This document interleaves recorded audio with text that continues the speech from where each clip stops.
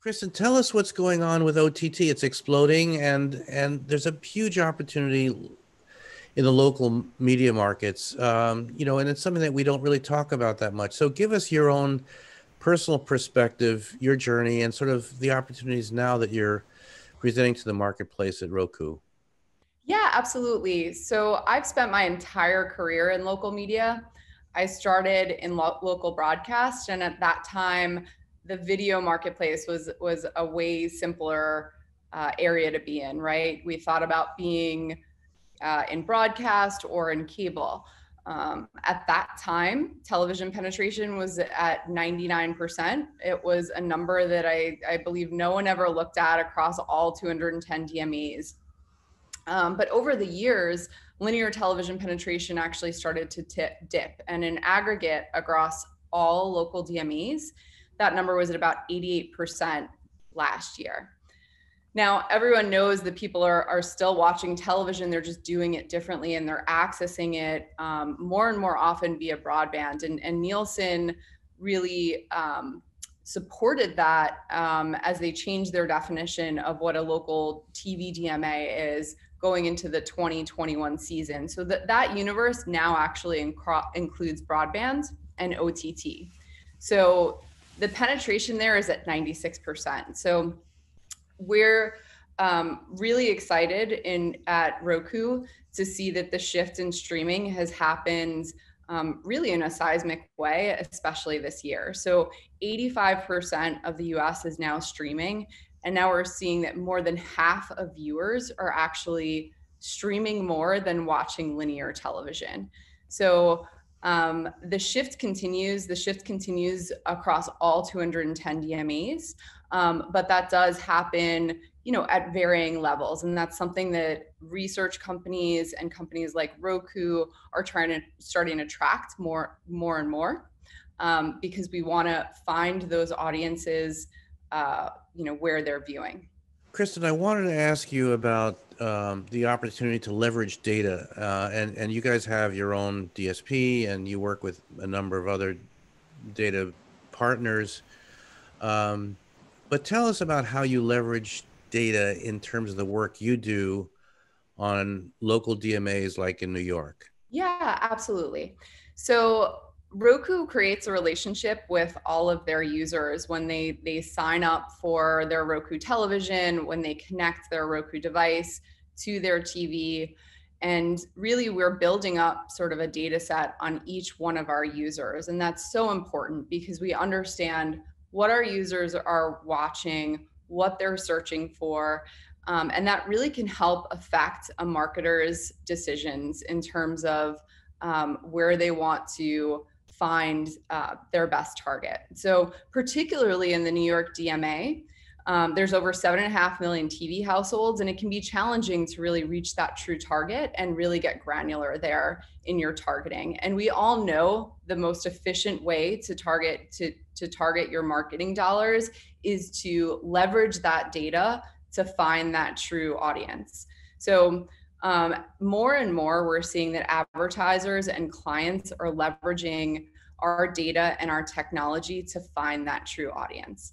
Back in May, we launched our DSP OneView, and really at the core of OneView's identity is sort of a connection to that OTT audience, because you can really leverage Roku's proprietary data when you're targeting those audiences. So speaking of data, attribution is a big thing. I'm sure it's your advertisers looking for attribution metrics, brand lift, performance. How do you close the loop, and sort of what is expected, and what do you guys deliver in the area of attribution at Roku? Yeah, absolutely. So attribution in its simplest form is really a way for a marketer to assign each one of their dollars back to a unique user. And we're finding that is really becoming table stakes for so many of our advertisers out there. So again, by leveraging our OneView platform, advertisers can certainly look at attribution, but not only that, they can look at media authentication, can look at targeting, they can look at optimization, to really look at their overarching buy and manage their budgets. So they, if a certain marketing campaign is doing well, they can certainly heavy up pretty easily and seamlessly within that marketplace. On the flip side, if something is not performing as well, they can reverse course and try a different tactic. So, Kristen, there's a lot of demand, massive demand, and of course, an insatiable desire. And also, advertisers are looking for inventory. Production has slowed down for some. How do you kind of feed the beast? How do you kind of keep things going and meet the demand and also meet the demand of inventory for your advertisers? Yeah, there's a ton of great content out there right now. And our content acquisition team works to ensure that we've got the best content out there. And we do that both by working with various publishers out there and making sure we've got the top publishers on our site, and also working to make sure that we've got content in the Roku channel, which has really seen exponential growth over the last couple of years. So we've actually seen that the Roku channel grew 125% year over year in Q1. And we're also seeing that not only are our viewers looking for video on demand content, they're looking for live content. So as of today, we've got over 115 live partners on the Roku channel, along with our on-demand content. So that's what we're doing from a content perspective. But thinking about what's happening in the movie theaters today and sort of the fact that those guys are closed down, Roku has also shifted gears, and transactional video on demand has been very successful on our platform. Q2 was the biggest quarter for Roku for TVOD. And we saw that when Disney launched Hamilton, we were actually the #1 platform for Hamilton viewership across the country. And not only that, more people watched Mulan during its opening weekend on Roku than on any other platform. How have things changed in terms of your interaction with brands? Obviously, some categories are really hot, some aren't. The messages that consumers want have changed. Give us sort of your perspective on how things have changed in the pandemic, and maybe particularly around the New York DMI, if you could. Sure, absolutely. So the pandemic really, I think, put a spotlight on how important local media is out in the marketplace. We saw this, of course, with various states going into lockdown and various states going into shutdown. And at Roku, we understand that advertisers needed flexibility in their media plans. So we did offer that as part of our upfront and allowed advertisers to actually turn media on within a 24-hour period from a zip code to zip code perspective. But outside of that, what's really interesting about working at Roku is that because we are the platform, we really get to see what's happening in viewership, and we could do that on a market by market basis. What we saw, what was happening during the pandemic, is that not all states were having the same streaming habits when they went into lockdown. So for example, we looked at Tennessee and Kentucky and monitored sort of the streaming growth that was going on when their lockdown orders were put in place. And varying degrees of growth were happening within both of those states. So it definitely was not a zero-sum game across the country.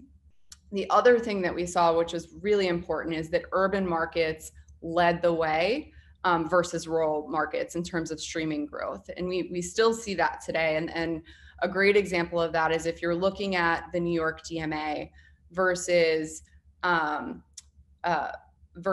Watford, North Dakota. Now, the New York DMA, if you're looking at the census, has over 8 million households, where Watford has about 7,000, right? So you're looking at two very, very different DMAs, or two very different areas, rather. What we saw is that Watford had steady growth from the January to May periods, but New York's growth was about 3 times that amount. And not only that, if we're drilling down to what was happening from a content perspective, We saw that urban markets, particularly in New York, saw the largest growth when it came to streaming health and fitness content. So all of these insights were really great and really incredible for Roku to put forth and really educate our marketers and our clients on to give them real-time insights into, okay, this is what people are doing, this is what they're looking for, and hopefully this information will help you really decide what your best marketing tactics will be. Kristen, I wanted to ask in closing, your perspective on local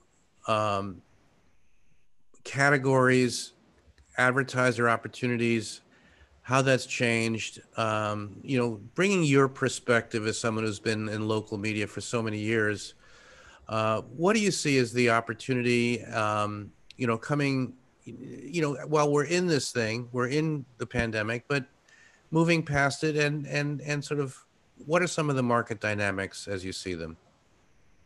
Yeah, well, when this all first started, I think most advertisers wanted to take a pause and really reevaluate their overarching marketing campaigns. And it really even came down from the creative level, right?